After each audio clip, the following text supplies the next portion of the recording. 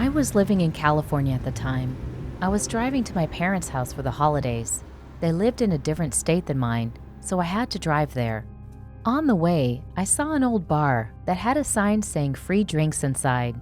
And I'm not a very tall and structured woman. I'm more on the skinnier side, and I try not to go out too much. But I thought to myself, why not? I am thirsty. So I went inside the bar, and when I got inside, there weren't very many people there. Just one man sitting at one of the tables and the bartender.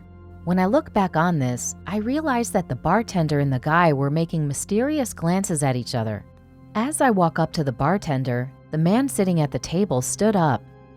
I glanced over at him and he was staring at me straight in the eyes with a creepy smile plastered across his face.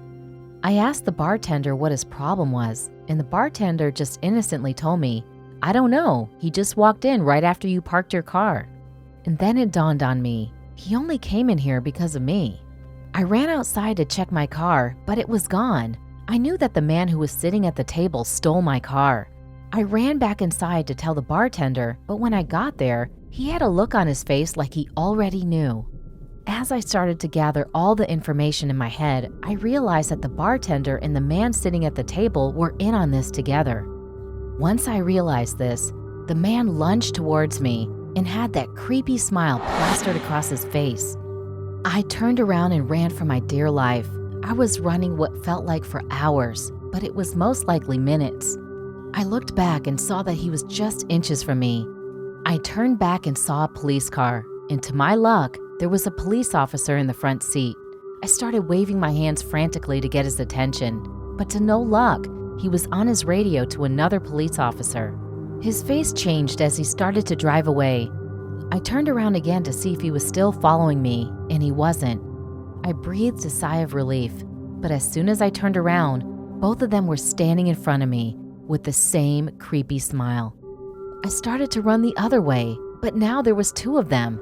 I ran for about 3 minutes more before he caught me and covered my mouth with the bartender's hand. They were dragging me back to my car, but I could hear the police sirens in the distance. The bartender pushed me onto the floor before running away.